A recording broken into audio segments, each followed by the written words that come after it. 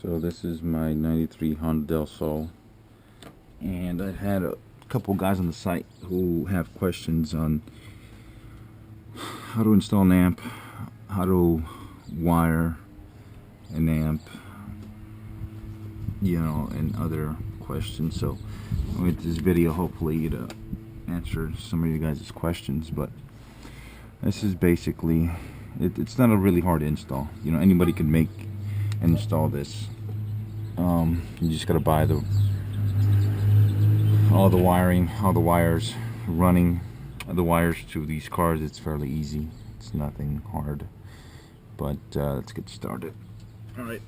First of all, I upgraded all my grounds to 0 gauge, all of them. From every ground that's connected to the chassis, upgraded. You know, you're supposed to upgrade your big 3, which is your battery, wires, and the wire that goes to your alternator.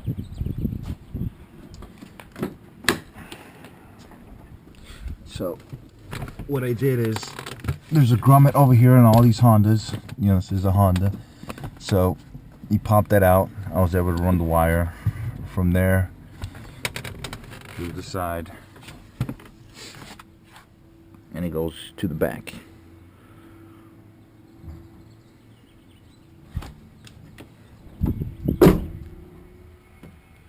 And once I popped it from the trunk, I was able to get it into the amp. So this is a 5-channel amplifier. It's really easy when you have 1 amp compared to 2 amps, because you just run the wires, hook everything up, and you're done. So your main things is power, ground,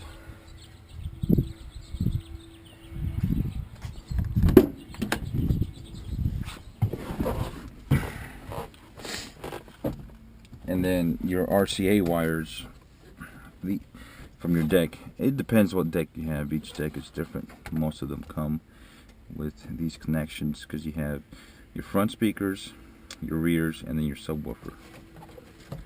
And then this deck is a Alpine SWR-823D, which is a really nice deck.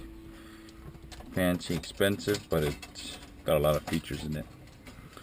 So once you have an amp or 2 amps, you don't really need to run any speakers off your deck anymore, because your amps are basically going to do that for you.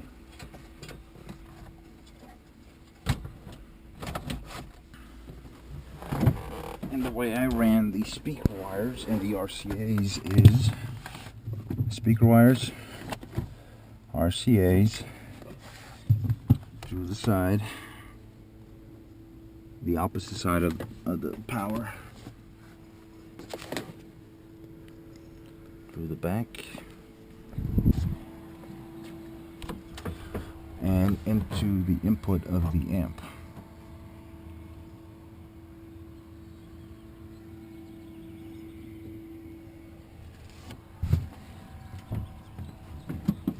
So you connect where it tells you, your front, your subwoofer, and your rears, and then they go out through here. And then these are the wires for the back speakers, and these are the fronts, and these are for my subwoofers.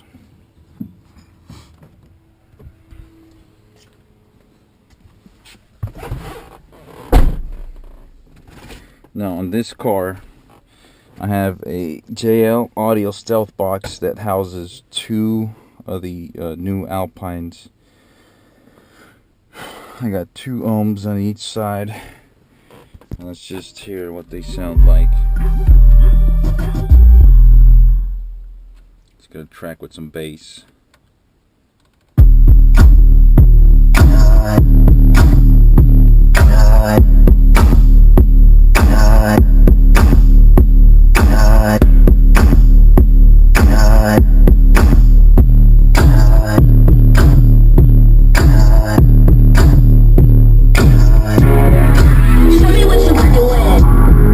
Show me what you working with.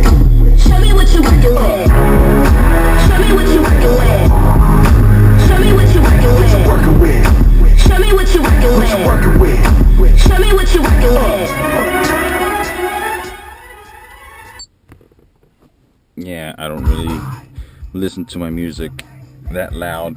You probably can't even hear it or feel the bass, but it's pretty good for these cars. It's a small car. I mean, you don't need to go all out or really fancy, you know. What I do have is 6.5s for my highs. I have 8-inch woofers for my mids, and then I got the 2 subs for the lows.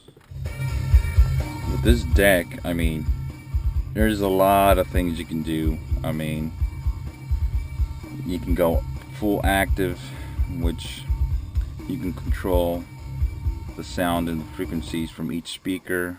You can do time alignment. There's a lot of things you can do with this deck. It's a really nice deck. If you can get yourself one, I mean, get one, because it's really, really nice.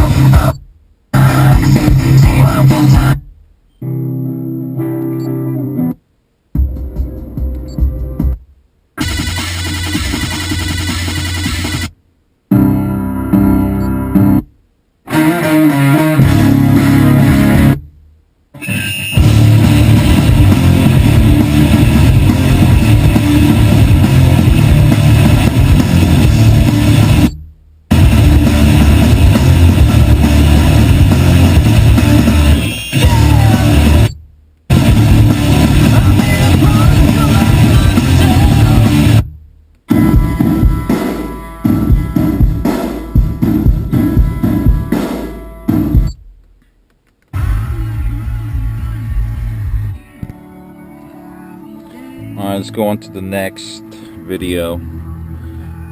Somebody asked about 2 amps, and then I have a setup on my old Mustang, so let's go to that real quick. So this is how a 2 amplifier hookup would look like.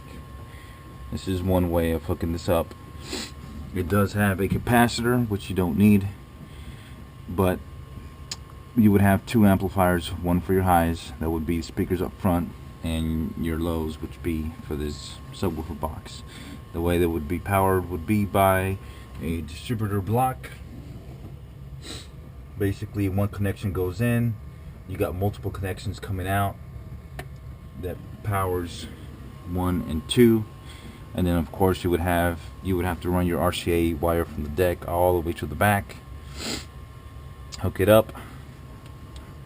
Then you got your output for your speakers, for your box. Then you got your connections for power, ground, and signal, and that's it. That's really it. I mean, that's what you have to get, and that's really it.